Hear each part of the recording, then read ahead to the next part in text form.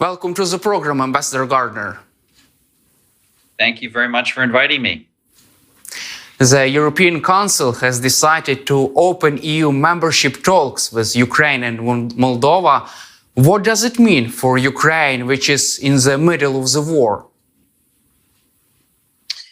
It's very good news, and it's overdue news, in my view. The proper place, in my opinion, for Ukraine is part of the European family, is part of the European Union. I've believed that for a long time. You know, I served as U.S. ambassador to the EU, and one of the things I'm most proud of is that I screened a film back in 2014 called Winter on Fire. And now there's a subsequent film called Freedom on Fire. And it was very clear, even from 2014, that the proper place of Ukraine is within the European family. It's going to take a long time, that's clear. But what was important is, despite the initial efforts of Viktor Orbán to hold up the process will continue. As you well know, there are many chapters that have to be opened, and Ukraine will have to meet the obligations under each of those chapters. And membership may be phased, transitional, but I have no doubt that over time, Ukraine will become a member of the European Union. And so obviously very good news. From your professional point of view, what could be the possible timeline for Ukraine's accession to the European Union? Very hard to tell. No one can answer that, even within the European Commission. But the concept of accession is really now a bit different than it was in the past. You know, in the old days, a country either became a full member or didn't become a full member to all of the different parts of the European Union. I think looking forward, likely that new members will become members of part of the European Union and will sign up to increasing numbers, increasing parts of the single market and other parts of the Union. Agriculture is a key topic. Freedom of movement will be a key topic. But none of those issues, as difficult as they are, should block the direction of travel of Ukraine to become a member. We should not underestimate how difficult this process will be. And I hate to say this because I realize how very difficult and tragic the current situation is in Ukraine. I was just there, by the way, in October. And we've seen the passions unleashed in some member states, particularly Poland, regarding trucking and agriculture. You can imagine how controversial it would be to have Ukraine join as a full member from day one. That's not going to happen. But as I said, the main point is the direction of travel is clear. In my view, Ukraine will eventually become a member. You mentioned about the problems with truckers and agriculture with Poland. What would it take for Ukraine to solve these problems, and how could the US influence this process? Very hard for me to judge that. I'm not close enough on the ground, but at least you now have a Polish government that has goodwill and wants to address this issue. You know, this is an important domestic constituency in Poland, and that's the reality. Maybe not many in number, but they're very loud and they exercise influence. So all countries have their domestic policies that need to be handled. I had thought that a deal had been put together whereby agricultural products would be shipped out of Poland quickly so that they wouldn't destabilize the Polish domestic agricultural market. I think that was the key thing. The prices were being were being impacted, were going down, and farmers were very unhappy about that. So the deal, I'm sure, is rather technical to make sure that Ukraine can continue to ship products out, but that the interests of the Polish farmers will be protected to the extent possible, that their livelihoods are protected. In your opinion, how could Ukraine's membership in the European Union influence the outcome of the war in Ukraine from a political point of view? Well, certainly economically, it's an important signal that that Ukraine will be able to trade freely with its European neighbors. I think the political signal is very important. EU obviously is not NATO, but is, I think, just as important in sending a signal to Russia that Ukraine has made a decision, a sovereign democratic decision, to join a family of Western countries. And that needs to be respected. Putin believes that Ukraine obviously isn't a country, it's a fiction. We know that's false. But as a political message, this is incredibly important. It gives, I think, a sign of stability to entrepreneurs and businesses in Ukraine, that they will be able to invest and build their businesses and have access to European markets. And over time, that's incredibly important, because we need to encourage investment in Ukraine even today during the war, and we need to think in the future beyond reconstruction. So this is an important signal. Would it be realistic for Ukraine to attract Western investors even during the full-scale war? It's obviously very difficult. So I was at the London Reconstruction Conference in June, and I attended many of the presentations. And by the way, they were of very high quality. I can say that I've been in financial sector for decades. I've been an investor for a long time. The quality of the presentations of your government officials was extremely high, and they knew their audience very well. So that was good news. The reality is many of these projects today are not bankable because of the risk factors you've mentioned. When bombs are falling, very few people want to actually sink euros and dollars into the ground. But a lot of work is being done, including by large institutions like JP Morgan and BlackRock and so on, to try to find some kind of what we call risk mitigators, insurance, insurance protecting against war damage, having an international fund that will take the first loss in the case of damage, so that those who invest will not be losing their money first, but rather second. And of course, the returns on those investments will have to reflect the risks that are very high in this context. So as a general matter, it's hard to say right now, but we're working diligently to make sure that investors have the confidence to put money into the ground. There are already a lot of cooperation agreements being negotiated between Western manufacturers of military supplies and Ukrainian companies to start building munitions and other military goods on the ground in Ukraine, which I think is going to be important over the next couple of months. I also am aware of some investment in the IT and software sector in Ukraine. There, the risk is a bit lower because that is asset light and focus on individuals who can be more easily moved. In the case of hard assets, industrial assets, obviously closer to the east and to the south, the risk is higher than those that are in the west. So very hard to generalize, but we're working on trying to catalyze as much investment in Ukraine as possible.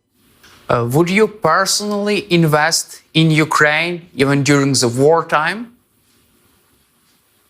Yes, I have. I'm going back in May. I'm working with a few entrepreneurs. You have an incredible, deep pool of very qualified engineers, software engineers and otherwise. So yes, I would. I think I personally, if I were investing, I would keep away from investing in, as I said, hard assets, industrial assets closer to the war zone. But I would certainly consider investing in the IT and high tech sectors of which you are so well positioned. Now, that can take many shapes. I know a lot of businesses that have research and development centers in Ukraine. Many of them are in Lviv or in the west. Some of them are in Kyiv. But I'm aware of quite a few really interesting entrepreneurial businesses that look to global or European markets as their source of export revenues. What is your personal message for those investors who still hesitate to invest in Ukraine? Well, I would understand their hesitation, to be very honest. But if you look over the medium to long term, I think the country has enormous potential for the reasons I mentioned. The skills that you have are significant. The geographical positioning of the country is significant. The government, I think quite rightly, has identified a number of sectors as being quite interesting for Europe, whether it's green steel or renewable energy. And I mentioned also the IT sector as well is being critical. There are a number of areas where I would encourage investors to say, stand back and analyze the situation with greater detail. The risk today is high, but sector by sector, the risks could in fact be lower. And over the medium and long term, I think it's a country where they will want to be, or at least be prepared for significant opportunities. Let's cover also EU policy towards Ukraine and Ukraine's accession to the EU. Politico reported that German Chancellor Olaf Scholz had proposed Viktor Orbán to drink some coffee outside of the European Council's meeting room. Orbán left the room, allowing EU leaders to start accession negotiations with Ukraine and Moldova. What is your reaction towards such decision-making strategy? Well, look, it was the only way to make sure that we moved forward, that he constructively abstained, allowing the others to move ahead. I think Viktor Orbán is a clever man. He realizes that he couldn't have stopped a decision like that going ahead, because had he blocked that decision, the 26 could have made an agreement amongst themselves and left Hungary out in the cold. And already Viktor Orbán is now totally isolated with a change in the Polish government. He used to be able to count on a sympathetic voice in Poland. That's no longer the case with the elections in Poland. That he will have many opportunities to block the process going forward. Ukraine accession negotiations, he can block the opening and closing of further chapters in the negotiation process. But he is isolated, and he must realize that. Also, European Commission has unblocked 10.2 billion euros for Hungary. In your opinion, was Viktor Orbán's coffee break worth 10.2 billion euros? Yes, well, that's what it cost. Apparently, Hungary has made some changes to respond to the criticisms made of their judicial reforms and other reforms. This is a long-going battle with the European Commission. And as you well know, the member states have been very reluctant to use the tools they have under the Lisbon Treaty, such as Article 7, to deny Hungary a vote. That's basically the nuclear option. They've never really used that. But he got what he wanted, and he feels he still has power going forward. So I wouldn't be too critical of what happened. That's unfortunately the reality of our messy domestic political process. In the United States, we have a very messy system as well. Although I'm confident, you haven't asked me about this, I'm confident that in the US, we will eventually get to a package that will support Ukraine. It's taking longer than many of us wanted, but I think we'll get there. I would like also to ask you additional questions about this EU strategy. Don't you think that such decision to unblock aid for Hungary will just reward Viktor Orbán's blackmail of the European Union? Well, that's the criticism. Yeah, you can say that, but there weren't many options really on the table. He didn't get everything he wanted. He got some of what he wanted, but he didn't get everything. And the key point is that his position now is weaker than it was even a few years ago. He got the money unblocked, but there's a lot of ill will to Viktor Orbán right now in the council room for sure. Despite unblocked funds for Hungary, Viktor Orbán has blocked 50 billion euros for Ukraine aid. Why do European leaders let Orbán to continue his blackmail and his disruption of aid for Ukraine? Well, they don't have much of a choice. That's how the system works, right? He has a veto power. It's as simple as that. But let's also remember that there are some member states who are stepping up. Germany has stepped up. Norway has stepped up. Norway's not an EU member, but other member states are stepping up with their own financial packages. Let's also remember another piece of good news, by the way. I don't need to remind your audience of this, but Belgium has moved ahead with its plan to tax the interest accumulated on Russian sovereign assets in Euroclear. And that's real money. That's 3 billion a year per year over 5 years, about 15 billion euros. And the G7 is now moving ahead faster than I thought, quite frankly, in proposing that a full seizure of the 200 billion plus Russian sovereign assets is legal under international law. That would be a huge step. So things are happening. It's not all bad news. Yes, Viktor Orbán, managed to get his pound of flesh. But those watching this show should also think of some of the things that are going Ukraine's direction. Also, Financial Times reports that some EU officials are considering possible suspension of Hungary's voting rights in the European Council. Would it be a realistic decision to achieve among member states? It's been discussed many times and it's never happened. I'll believe it when I see it, right? I'll believe it when I see it. That really is a very difficult decision to make, as I can fully understand, for any head of state to deprive another member state of a vote. However, having said that, Viktor Orbán really has shown a total lack of European credentials. When you join a club like this, you have to accept the rules of the club. And one of the rules of the club is you can't always get what you want, and you don't exercise blackmail on issues of fundamental importance. And if you persistently refuse to live by the rules of the club, and in his case, he's consistently supporting Putin's line, not only on Ukraine, but other things, it's a legitimate question as to whether a country like Hungary should continue to be a member. But I'm doubtful that they will take that step. There have been lots of discussion about Russia's frozen assets in the European Union and the United States. Would it be real for Ukraine to receive Russian state's assets due to some legal problems? Well, I've read a few of these legal analyses done by leading international legal scholars.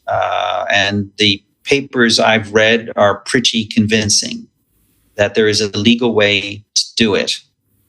There were some concerns that were expressed about the impact on international stability. What would happen, for example, to the willingness of other sovereigns to put their savings in euros or dollars or other currencies if we continue to establish a precedent of seizing sovereign assets. Having said that, we've done this before. We did in the case of the Afghan government, the Taliban. We've done in a few other cases of history where we seized assets. And I think the principle is a correct one, that Russia should pay for the damage that it has caused in Ukraine. Now, the mechanisms of how that money would flow are, as I understand it, yet to be established. There could be an international fund established outside of Ukraine that would, for example, co-fund projects. I mentioned the concept of first loss or risk mitigation. That probably would be the most effective way, rather than just fund projects of reconstruction in Ukraine, to say to international investors, we will support, catalyze your investments in Ukraine by covering up to a certain percentage of your losses in projects, or providing a guarantee. That money could go a very, very long way. So I hope this happens quickly in the next few months. What should be the US-EU strategy towards Ukraine's economic recovery and reconstruction for the next 2024? Well, I really think it's the issues that we just talked about. This coming year is going to be a really tough year. Well, the next 6 months are going to be tough months for reasons that your viewers will know far better than me. Getting through this winter, getting through the constant bombardments of infrastructure, and making sure the infrastructure holds up, that people don't freeze in their homes. That the roads and the rails and the airports and the logistics hold up, that Ukraine continues to be able to export grain. All of those things are essential. And putting into place those legal mechanisms, I think, has to be a very high, very high on the list of priorities, to make sure that that these munitions are built on Ukrainian soil, that joint venture partnerships between Ukrainian companies and Western companies happen, that we invest wherever possible in various sectors of the Ukrainian economy today by giving Western investors some downside protection. All those things are absolutely important. And by the way, this is why the U.S. has named Penny Pritzker, former Secretary of Commerce, as our ambassador responsible for Ukrainian reconstruction. I think it's absolutely right that we think about this now, not wait until the end of the war, but we think about it now and plan for what will inevitably happen as rebuilding your country. How could you assess the US-EU unity in supporting Ukraine ahead of the 2024? Well, certainly on this issue of the seizure of Russian assets, I think we have and we will continue to work very closely with the EU. We have to be completely aligned in what we do and how we do it in terms of seizing those assets and making sure that we together have a robust plan supporting the Ukrainian government's already very detailed plan for reconstruction. So that will be the key for 2024, maintaining stability of production in the country and ensuring that you receive what we promised this year and we haven't delivered, whether it's the tanks or the jets or the missiles. That's on a military level, but to ensure that the economy continues to function properly. I'm quite confident that if we were to get through the next 6 months and production starts to ramp up, starting in mid next year, I am hopeful that the tide is going to change in your favor, in our favor. I will be going in May to see firsthand what's going on the ground. But I'm quite confident that if we get through this really difficult 6 months, we're going to see some good news toward the end of next year. Thank you, Ambassador Gardner, for your time and for your support for Ukraine and for your investments in Ukraine, and glory to Ukraine. Slava Ukraini. Героям слава. Thank you very much.